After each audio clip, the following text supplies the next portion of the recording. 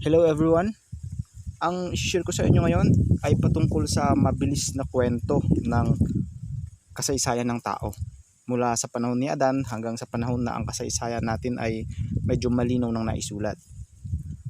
So, part pa rin ng time traveling. Medyo gagamit lang tayo ng ilang mga pangyayaring nakasulat sa Biblia kasi karamihan ng nakaraan nasa Biblia. So, meron ako ditong world map. Ayan. Nung panahon ni Adan, yung mundo noon malamig pa.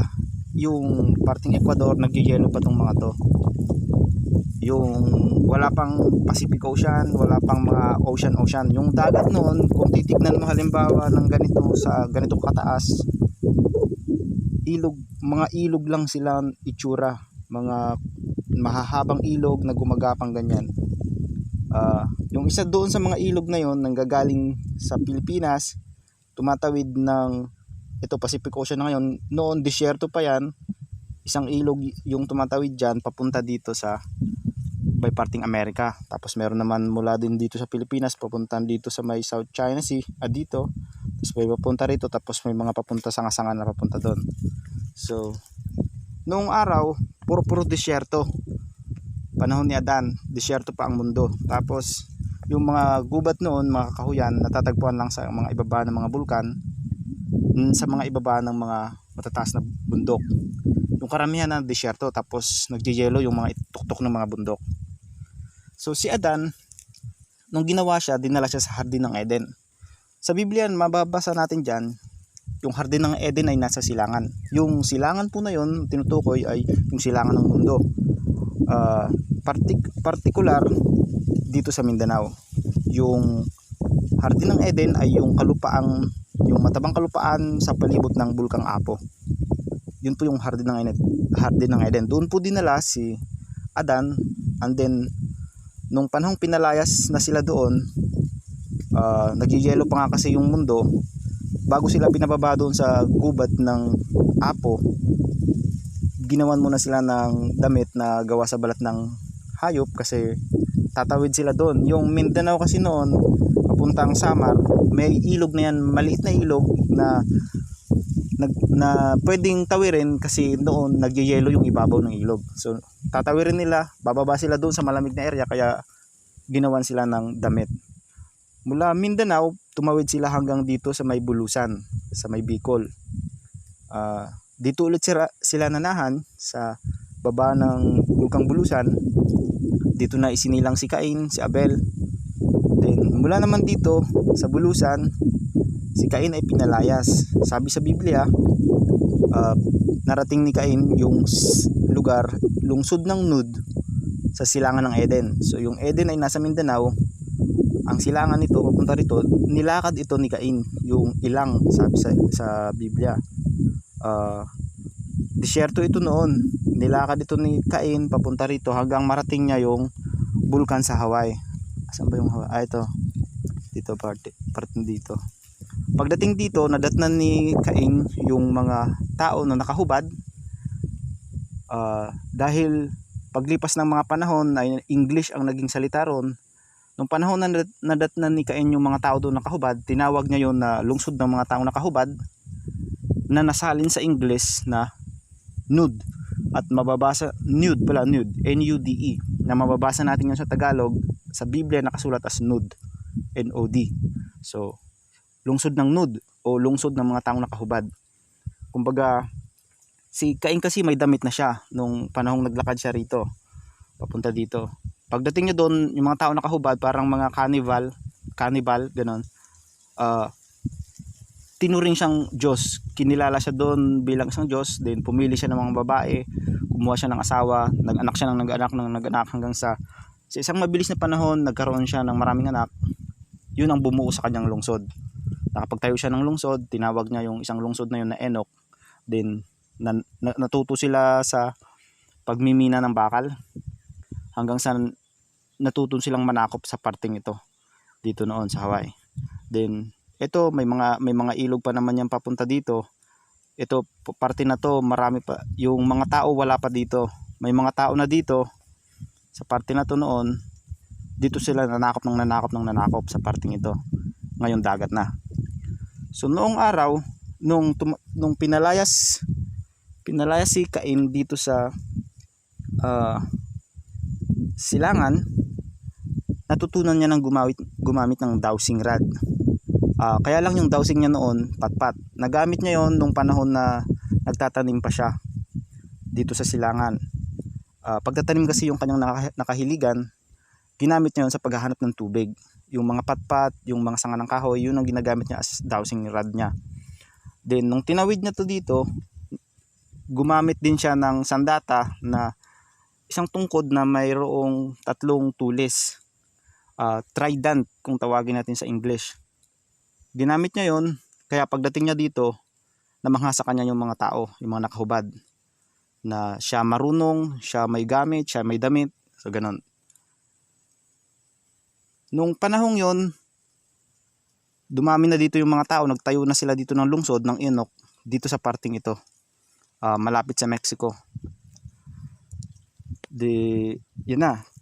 Samantala dito sa silangan, na matay na si Abel, ipinanganak si Seth. Si Seth ang kauna-unahang singket. Yan. Si Seth ang kauna-unahang kayumanggi. Magkaiba si Seth, iba si Cain, iba rin yung nanay ni Seth. Ganito po yan. Iba yung tao, iba yung anak ng tao, iba ang sinaunang tao. Ang tao, si Adan, si Cain at si Abel, sila yung tao. Ang sinaunang tao, yun yung mga naging asawa nila. Asawa ni Cain, yung mga nakahubad, asawa ni Adan, yung mga nakahubad, sila ay mga matataas na uri ng unggoy. Ang anak ng tao, ito yung anak ng tao at ng sinaunang tao. At si Seth ang kauna-unahang anak ng tao. Kung bakit? Kasi si Cain at si Abel, galing talaga sila kay Adan. Pareho kay Adan, si Adan ang nagbuntis sa kanila. Yun ang nangyari sa nakaraan. Again, this is time traveling. Kaya lang hindi sang-ayon sa Biblia yung iba. Pero ganun po ito nangyari. Si Adan ay inoperahan. Yung nag-opera sa kanya, yung mga tinatawag na mga anak ng Diyos. O sa nakaraan, tinatawag sila na mga nilalang mula sa mga bituin o nilalang mula sa langit. Bumaba sa lupa. Si Adan ay inoperahan nung panahon yon. Sa Biblia, mababasa lang natin yan na siya ay pinatulog, tapos kinuha yung tadyang, pagkatapos pinagaling ang sugat. So, operasyon. May parang operasyon sa atin. May anesthesia pampatulog, operahan ka, tapos susugatan ka, tapos pagagalingin yung sugat mo. So, parang ganun din. Kaya lang, back in time, may mga gamit pa yung mga pinaka-doktor, itong mga alien, itong mga anak ng Diyos, sa atin ngayon, tinatawag sila na mga alien, may gamit pa sila na magic, yung term natin na magic sa panggagamot noon. Bukod sa gumagamit sila ng mga pag-opera, mga kutsilyo, ganyan, may magic din sila, may mga orasyon silang ginagamit sa panggagamot, sa pagpapagaling ng mga may sakit. Ganun. Si Adan ay isang produkto ng mga alien. Ang term sa Biblia na nababasa natin na ang lahat ng bagay ay nilalang ng Diyos sa pamamagitan ng kanyang mga kamay, itong term na mga kamay, hindi ito literal ng mga kamay. Ito ay tumutukoy sa atin as mga alagad. Katumbas sa atin ng alagad o mga tauhan, mga manggagawa, ganyan.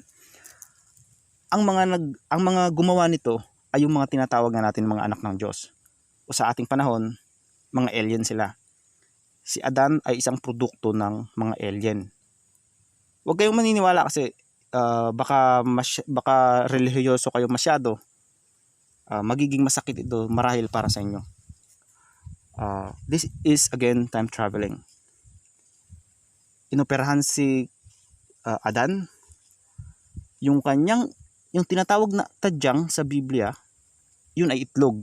Yung literal na itlog ni Adan. May dalawa siyang itlog. Yung una si Cain. Yung itlog, 'di ba? Egg. Ginawang egg cell, dinaan sa proseso, naging egg cell, then ibinalik kay Adan. Si Adan may sperm cell, pinagbuntis si Adan.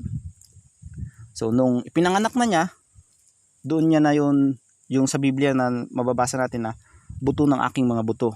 Operasyon kasi, galing kasi yun sa operasyon. Cesarean kumbaga sa atin. Laman ng aking laman.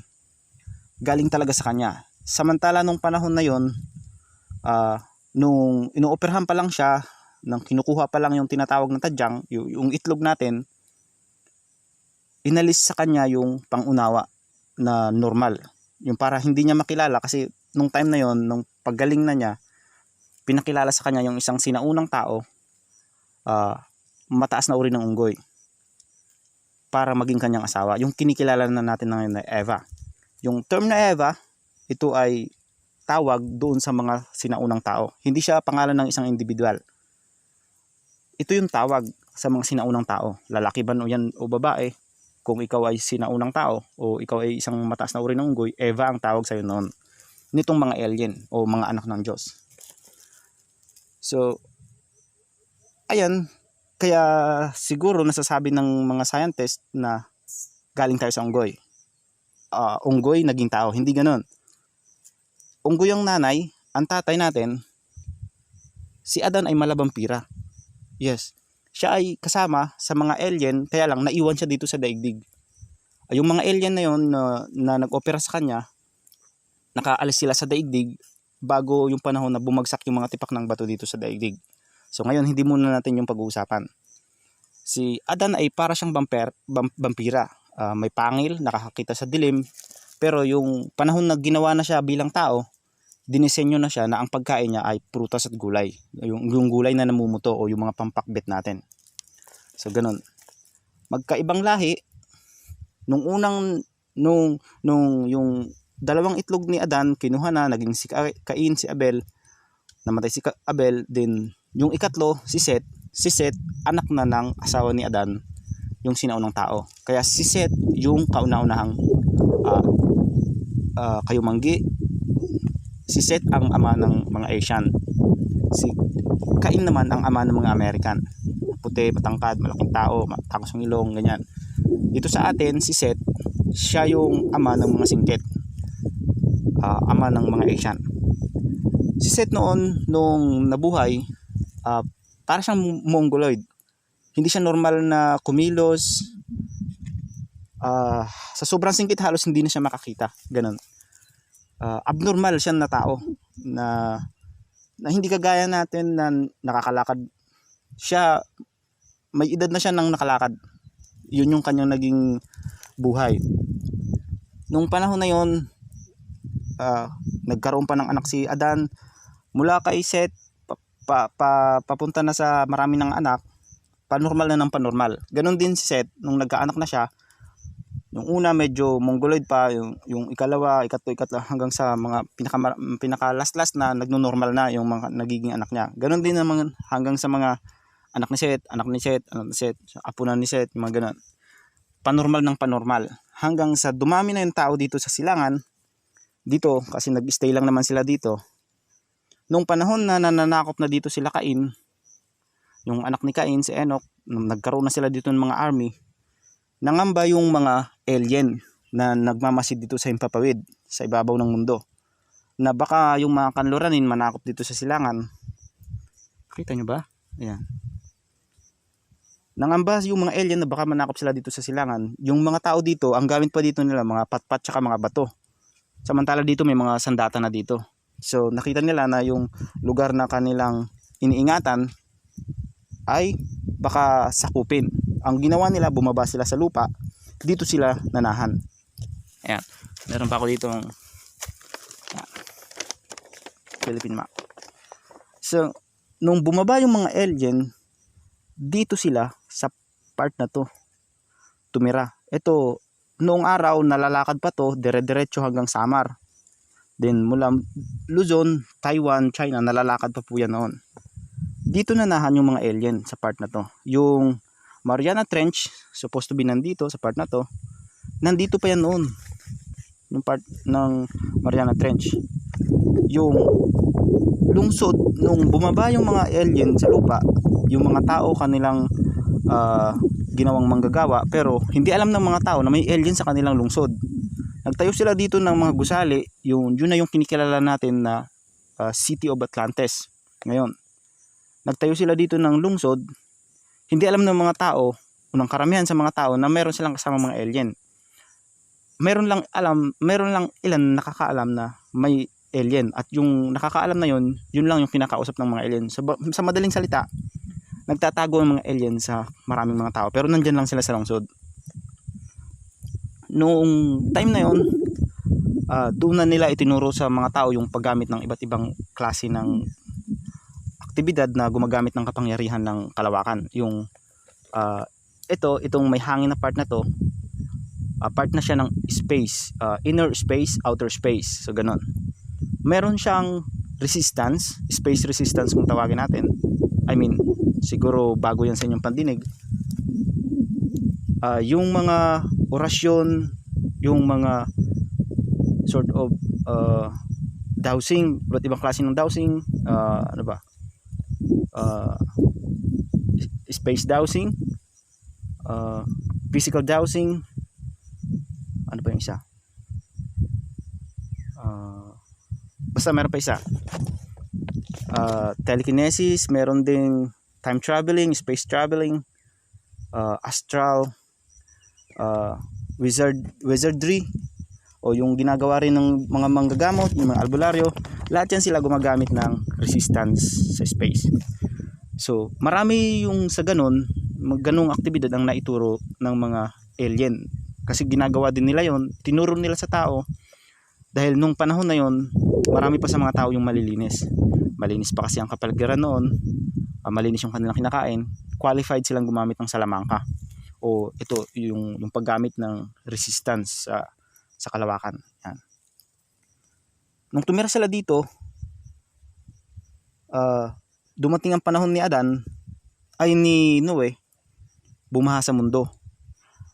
Nung panahon na yon, sa India, meron na ring naitayo na lungsod, yung City of Krishna. Tapos yung lungsod naman sa Kanluran, yung lungsod ng Enoch, lungsod ng Nud, lahat yun lumubog. Lahat nung panahon ni Noe, lumubog yun. Tapos nung humupa na yung baha, yung mga lungsod na yun nanatili na sa ilalim ng tubig, kasi yung tubig hindi na siya bumalik sa dati nitong lalim, nanatili na siyang mataas. Nung time na yun, nalalakad pa naman yung mula Visayas hanggang Luzon, hanggang Taiwan to China, pero iba na, malaki na yung part na nalubog na sa tubig sa buong mundo. Then ayan, nalubog yung kwento ng paglubog ng lungsod, mababasa yan sa Biblia. Ang pagbagsak ng Babylonia. Yan. Bago nagsimula bumaha ng madaling araw, nung gabi, bago gumabi, nagkaroon muna ng pagsabog ng bulkan. Then yung hindi siya bulkan, o para siyang maliit na bulkan, bundok na sumabog, na nagbabaga yung kanyang mga piraso, nagkalat sa himpapawid. Yung ibang mga debris bumagsak sa mga lungsod, sa lungsod ng Shinar. Yung Atlantis na tinatawag natin ngayon, sa Biblia nasusulat yan bilang Shinar. Yung unang Shinar, hindi pa yung Shinar na sinakop nila Nemrod. Yung una pa, Shinar, or nung panahon na yun, ang tawag talaga sa lungsod is Shen. City of Shen. Yan. Bumagsak doon yung mga tipak ng bato, nasunog yung lungsod. And then yung ibang mga tao na nakaligtas, sumakay sila sa kanilang mga barko, umalis sila doon sa mismong lungsod. Nagpalutang-lutang sila sa dagat hanggang sa nung magmadaling araw na, bumaha na. Sa Biblia mababasa natin na lahat namatay maliban sa kila Noe. Pero sa nangyari literal, marami ang nabuhay. Kung papansinin ninyo, 100 taon lang ang nakalipas, marami na agad ang tao. Hindi lang libo-libo, milyon-milyon na rin ang tao after 100 years lang. Nanakop na sila ni Nemrod nung panahon na yan. hindi namatay ang lahat, ang maraming tao. Marami pa lang nabuhay. At the same time, nung bumaha, hindi lahat ng bundok lumubog. Yung mga lumubog lang, yung lahat ng bundok na abot ng mga mata ni Noe. Yung nasa malayo, tulad halimbawa nung bundok ng Bulusan, bulkan ng Bulusan, hindi yun lumubog. Kaya lang hindi na nakikita nila Noe kasi umuulan, umaambon na noon. Yung arko ni Noe ay itinayo sa Palawan. Isa sa mga nag-iwan ng kwento ng barko ay yung, ang tawag nito, manunggol ng Palawan. Kung papansin niyo, may dalawang nilalang tao. May barko, yung barko may mata, tapos nakaanday sila na magsasagwan pero wala silang sagwan. Tapos yung nasa unahan nakakubkob, nilalamig. Nung panahon kasi na ginawa yung arko, sinakyan yun ng pares-pares na nilalang. Kaya yung dalawang tao doon, simbolo yun ng babae at lalaki. Pares-pares na nilalang, hayop. Mga hayop, tapos sila mag-asawa. Then, lumamig yung ano nun, yung mundo. Nung bumaha ulit, diba, bumaha na. Nung paghupa ng baha, lumamig. Nagyelo yung, hindi naman kasali yung Ecuador, pero lumamig ito. Yung sila Noe, pag humihinga, umuusok yung kanilang bibig. So, ganun kalamig. Kaya yung doon sa manunggol, yung isa doon, nasa unahan, nilalamig. And then yung arko, walang kakayahan na tumakbo. Walang makina, walang layag, walang ganun. So, kaya gusto nila yung patakbuhin, kaya lang wala silang kakayanan. Yung kwento ni Noe ay naisulat ko na. Available na po yan online. Libre po yan, mada-download. Andyan po yung link sa description. Kasama ng kwento ni Nemrod. 2 libro po yan. Yun na. Nung humupa na yung baha, si Noe ay kinilala dito sa silangan bilang isang Diyos. Dahil doon sa kinakausap siya ng Diyos, nagsasalita ang Diyos sa pamamagitan niya. Pag ikinukwento niya yun sa mga tao, ang mga tao humahanga sa kanya ng husto.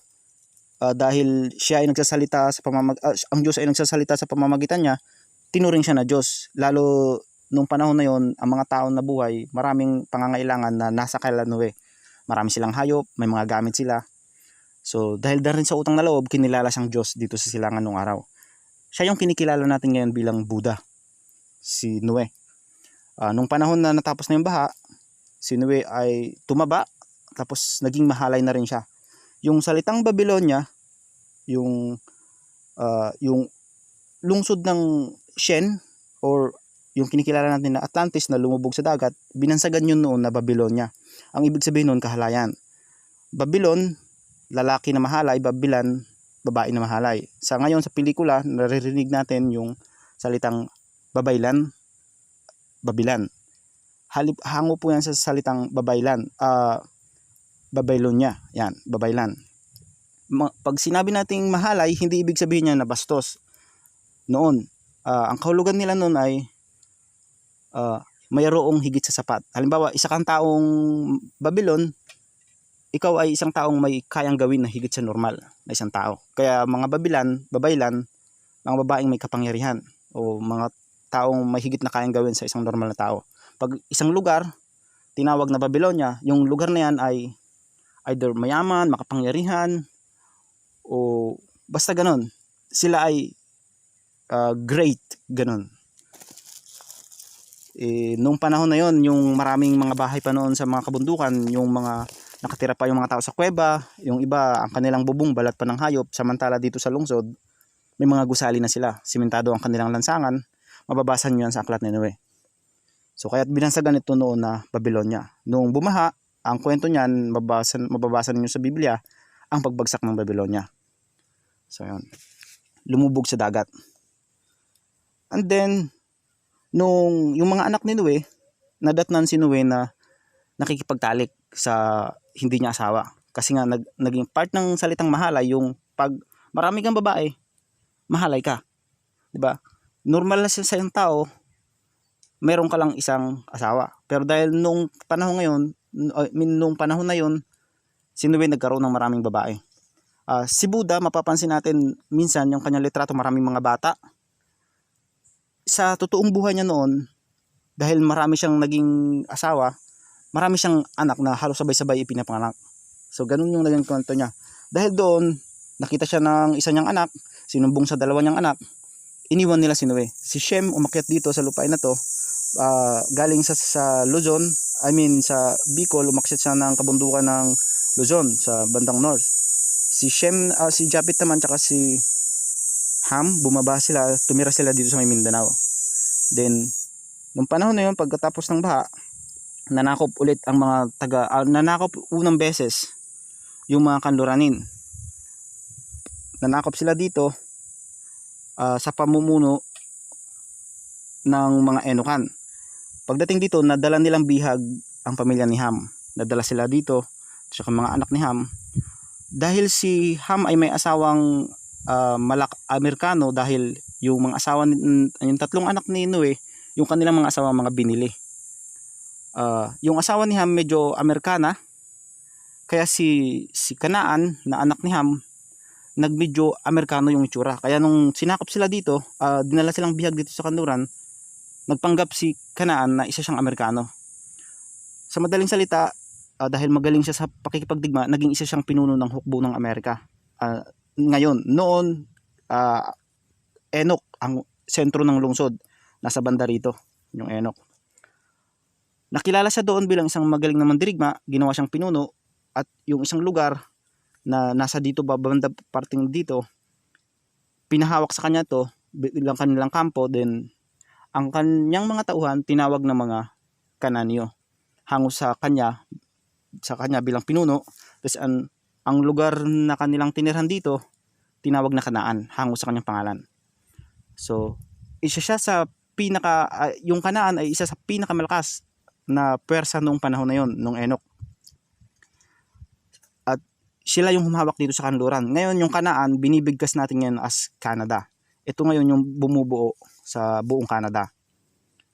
Noong panahon na yon, nalaman nila na yung namumuno dito sa silangan, yung si Noe, yung kinikilalang Diyos, nalaman ni Kanaan na isa lang tao. Noong panahon kasi na yung mga alien yung nandito sa lupa, alam talaga ng mga kanluranin na may mga makakapangyarihan. Yung mga alien na yon, kinikilala dito sa silangan bilang mga Diyos, bilang mga anak ng Diyos. Ng iba, nakakarating na yun dito sa kanluran, kinakatakutan sila dito. Kaya nung panahon na ng baha, mayroon pa rin kinikilalang Diyos, pero dahil sinuwi na yung Diyos, natatakot pa rin yung mga sundalo. Pero si Kanaan, kilala niya na yung Diyos sa kanluran ay ang kanyang ama, ay ang kanyang lolo. So naglakas loob sila, manakop, nasakop nila to. Dito namatay si Kanaan nung panahon na yon.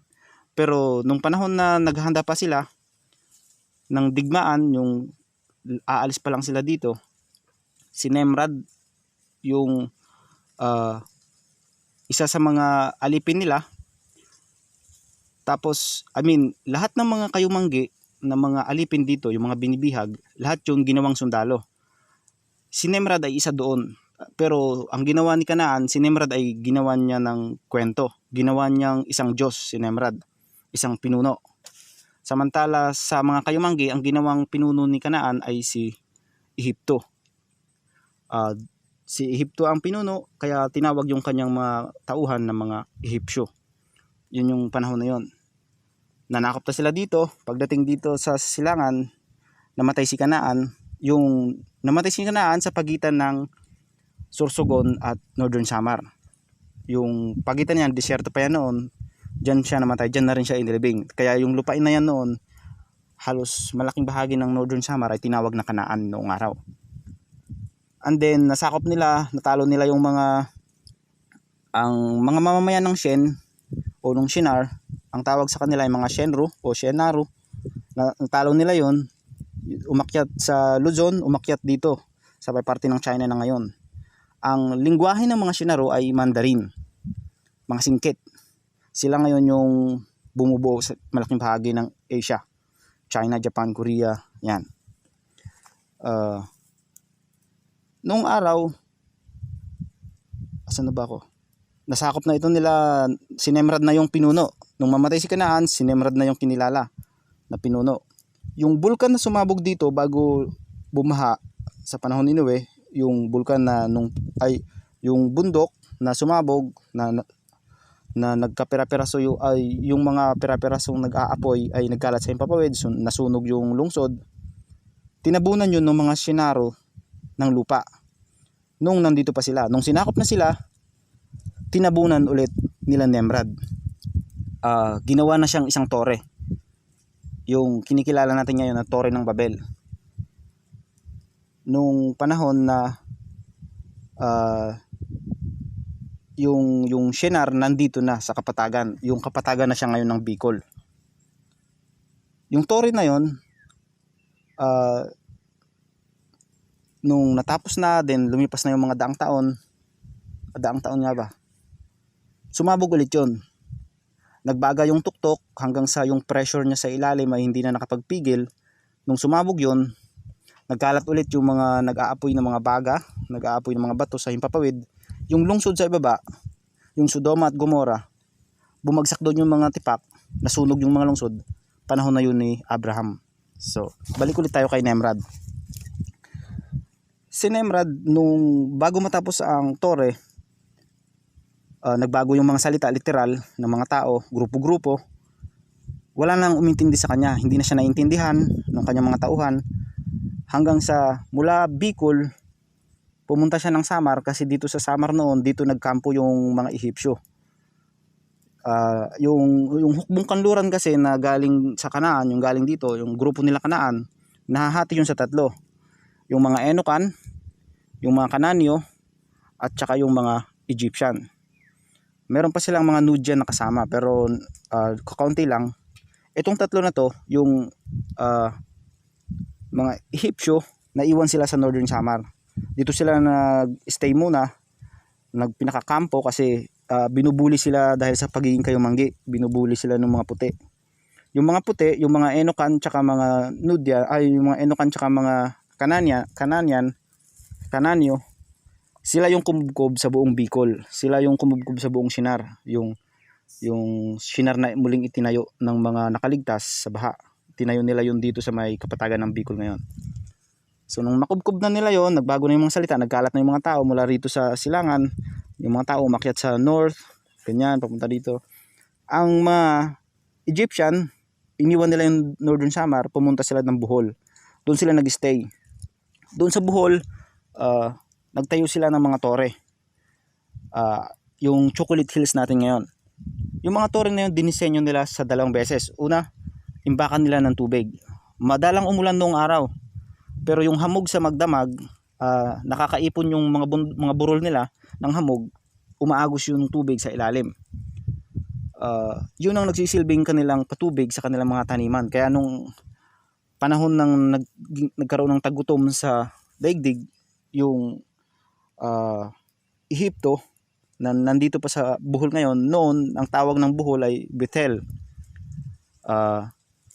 Sagana sa pagkain yung Vitel, yung kalupaan ng Vitel o yung mismong lungsod ng Egypt.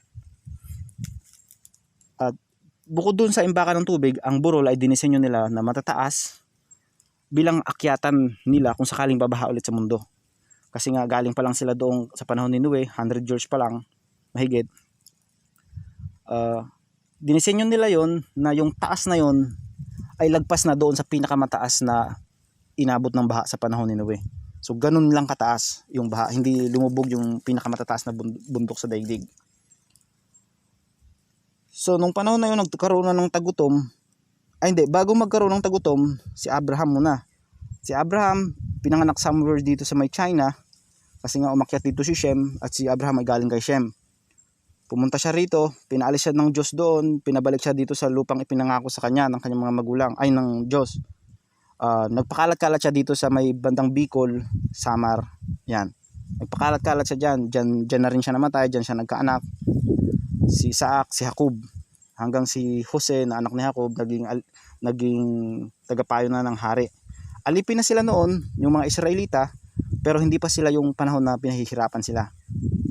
Nung panahon na nagkaroon na ng tagutom, muling nanakop ang mga kanluranin. Sinakop unang pagsakop, hindi natalo yung mga silanganin. Nagpadala ulit ang kanluranin ng mga mandirigma, doon na natalo yung mga silanganin. Ang target ng mga kanluranin ay yung mga Egyptian. Dinalang bihag ang mga Egyptian dito sa kanluran, dinala sila sa Enoch. Ipinatayo sa kanila yung kanilang itinayo sa silangan, yung mga tore. Kaya lang dahil iba yung lupa dito sa Enoch, ang itinayo na lang nila ay mga tore na may disenyo, kasi nga hindi sila makapag-ipon ng hamog doon sa kanilang mga tore. Pinalagyan na lang sa kanila ng disenyo para meron na lang magandang view, ganun. Nandito yon sa part na yon ng yung Enoch. Kaya lang hindi nagtagal dahil may dalang sakit ang mga silanganin, yung usog. Marami yung nauusog ng mga Enokan, hindi nila alam ang gamot, hindi naman sa kanila itinuturo ng mga Egyptian. Nauusog nila yung mga Enokan hindi alam ng mga Enokan na uy, ano pala to, nakakamatay. Sa madaling salita, umunti ang bilang ng mga Enokan, marami ang bilang ng mga Egyptian at Israelita, natalo nila yung mga Enokan. Yung sariling lungsod ng Enoch, nakubkob ng Egypt, pinamahalaan na ng Egypt. Nung panahong yon, naghigpit ang pamunuan ng Ehipto. Doon na sinimulang alipinin yung mga Israelita dahil sa banta na rin na mas dumadami ang Israelita kaysa sa mga Egyptian. Natakot sila na baka magaya yung bilang nung panahon na umunti yung bilang ng mga Enokan. Baka sakupin sila o talunin sila ng mga Israelita. So ganun, natakot sila, pinahirapan nila yung mga Israelita hanggang sa dumating ang panahon ni Moises. Yung panahon ni Moises, inilikas yung mga Israelita. Mula dito, 40 years. Galing sa Enoch, pabalik sa lupang ipinangako ng Diyos sa mga anak ni Abraham. Dito. Nilakad ng mga Israelita, ito, noong araw, noong bumaha sa panahon ni Noe, yung malaking bahagi ng disyerto kasi ito noon bago ang baha, pero pagkatapos ng baha, naging dagat na to. Dagat na yan, malaking bahagi na yan, dagat. Kaya lang, nung panahon ni Moises, bumaba yung tubig yung sa mga karagatan. Yung pagbaba ng tubig, lumabas yung mga lupa sa ilalim, nagsilbing mga lupang tulay. Tapos, yung pagbaba ng tubig, nagyelo rin, kasabay yung pagyelo ng ibabaw ng dagat. Natuyo ang dagat. Tapos yung mga bundok, nagyelo rin. 40 years plus 20 years, 60 years na nagyelo ang daigdig ng panahon na yon. Nagsimula yon nung umalis sila Moises sa Ehipto. Yung Enoch naging Ehipto na siya. Umalis sila rito, yung sa loob ng 40 years na yon, na mababasa ninyo sa Biblia, ang kinakain nila ay nalulusaw kapag nasisikatan ng araw. Naandyan yan sa panahon na yon na naglakad sila. Mana ang tawag nila dun sa snow o yelo. Yung isa naman na tinatawag din nila mana, yung frozen na itlog. Yan. Itlog ng ibon. So, 40 years nilakad nila yon. Pagdating nila dito, sumampa ulit sila dito sa may parte ng Northern Samar. Gamit kasi nila yung dowsing rod, pero hindi sa paghahanap ng tubig, kundi sa paghahanap ng lupang ipinangako sa kanila. Yung kanilang mga pare, yung mga paring Israelita, gumagamit ng mga dowsing rod yung iba, pati yung kanilang mga pantas, at itinuturo palagi yung Northern Samar. Dito sila napadpad. Isa sa bundok dito yung inakyat ni Moises na hindi na siya pinababa ng Diyos. Then dito rin sa Northern Samar yung lungsod ng Jericho, yung unang lungsod na kanilang sinakop. Ito ay isang lungsod sa ilalim ng lupa, sa kabundukan. Ilalim ng kabundukan may mga kuweba, tagos-tagos papunta sa ibang parte ng Northern Samar. Dito sa Northern Samar meron mga bundok na ang ilalim may mga kuweba. Kahit hanggang ngayon, ang karamihan yan hindi na napapasok, pero yung karamihan may nakapasok na, at may sinasabi sila na pag pinasok mo daw yun, may malalaking kuweba ron na mas malaki pa sa mga covered court. Ganyan. Nung araw, maraming lungsod ang mga tao nakatira, ang kanilang lungsod nasa ilalim ng kabundukan. Mga kuweba, nagtayo sila dahil nga sa pagyelo ng mundo. Kaya lang, dahil nga doon sa nag-stay sila doon sa madilim, nagkaroon sila ng mga sakit, ng hina, Kaya mabilis silang nasakop ng mga Israelita na may mga sandata. Pagdating nila dito sa Northern Samar, yung mga pare, kumbinsido na sila na ito na yung tinuturo na lupang ipinangako sa kanila o yung lupang pangako ng Diyos para sa kanila. Kasi yung kanilang mga divining tool o kanilang dowsing hindi na nagtuturo ng iba. Kaya lang dahil kabisado ng marami sa matatanda na mga Israelita yung Mindanao bilang pinakamatabang lupa dito sa silangan, tumulak dito yung marami sa mga Israelita. Pero yung mga pare naiwan sila dito sa Northern Samar. Hindi sila makapunta ng Bohol kasi nga nagyayelo. Walang makukuhang pagkain doon. So nag-stay yung mga maraming Israelita sa Mindanao at yun ang tinawag nila na bilang lupang pangako ng Diyos para sa kanila. Hanggang ngayon tinatawag pa rin ang Mindanao na lupang pangako. Tapos yung mga grupo-grupo ng mga mandirigma na naandyan sa Mindanao ngayon, ang kanilang mga ninuno ang mga original na Israelita, mga Asian. So nung panahon 60 years nagyelo. After na nagyelo, nalusaw yung yelo sa mga kabundukan, tumaas ulit yung tubig. Nung panahon yon, marami sa mga tao nanahan sila sa ibabaw ng mga bundok. Doon sila talaga nagtayo na ng mga lungsod nila. Kaya lang hindi nagtagal dahil sa hirap ng tubig at supply ng pagkain, nakipagsapalaran sila nung humupa na yung baha. Pero yung pagtaas ng baha noong panahon na yon, yung nalusaw ng yelo, hindi kasing ganun na pagtaas sa panahon ni Noe. Nung humupa na yung baha, yung mga nanahan sa ibabaw ng bundok, bumaba sila, nakipagsapalaran sila sa kapatagan, digmaan, ganyan. And then yung mga Israelita dito, yung mga pare, nakakaunti na lang kanilang bilang, sila ay sinakop ng mga dating nanahan na dito, yung mga Kananyo na mga Amerikano ang itsura. Sinakop sila pero nanatili silang mga pare. So dala nila yung kanilang kaban ng tipan, dala yung pagkakakilanlan nila bilang Israelita. Kaya sila yung nagdala ng pangalan ng Israel hanggang nung panahon isilang si David. Si David, dito siya nakipaglaban sa higante dito sa Northern Samar. Nung maging hari na si David, doon na siya nagsimulang maglakbay. Bawat daanan niya, nakikipaglaban sila.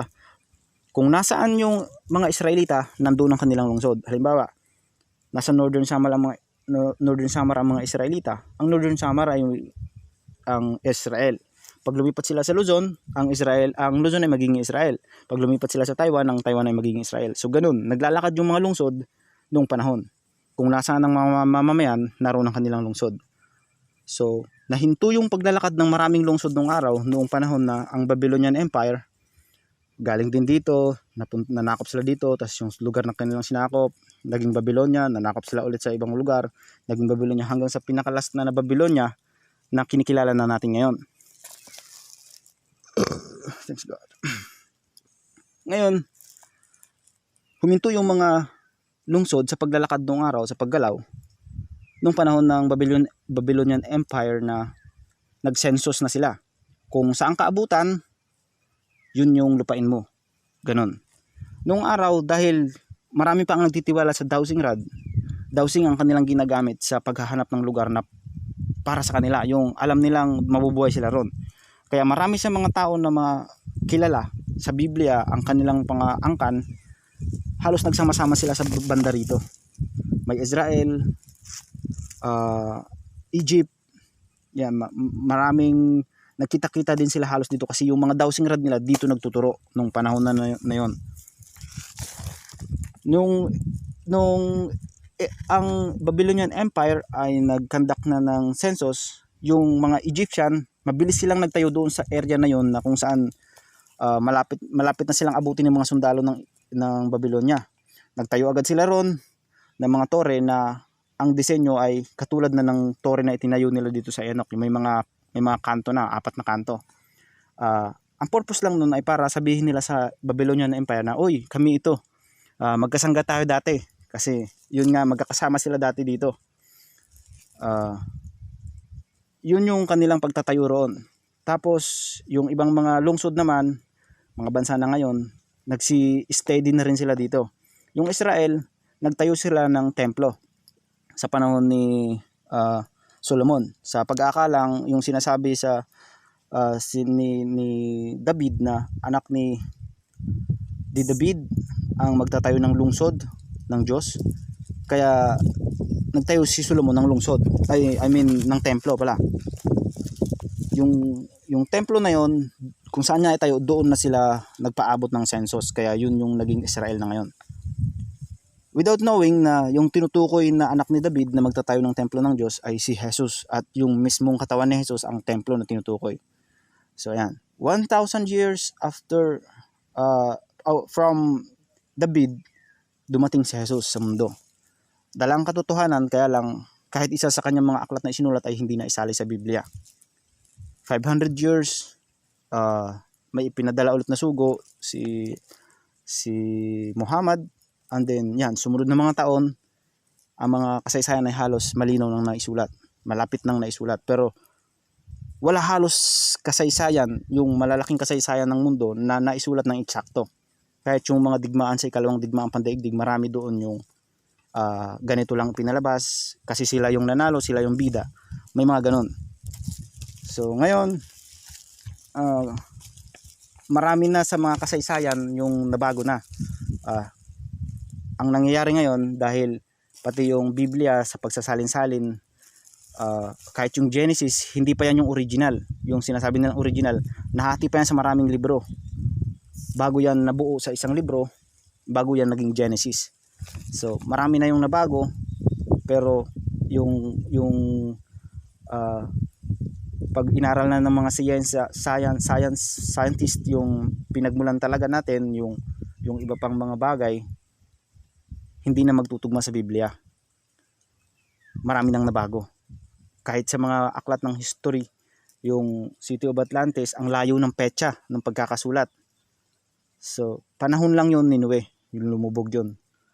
At saka ayan, ngayon lalabas na ako yung nagsisinungaling, although hindi ko kayo pinapaniwala. It is a product of time traveling. Yan. Once again, sa mga gustong magbasa ng kwento ni Ninue at ni Nemrad, available na yung PDF. Pwedeng ma-download ng libre. Andyan po yung link sa description. Salamat po sa panonood.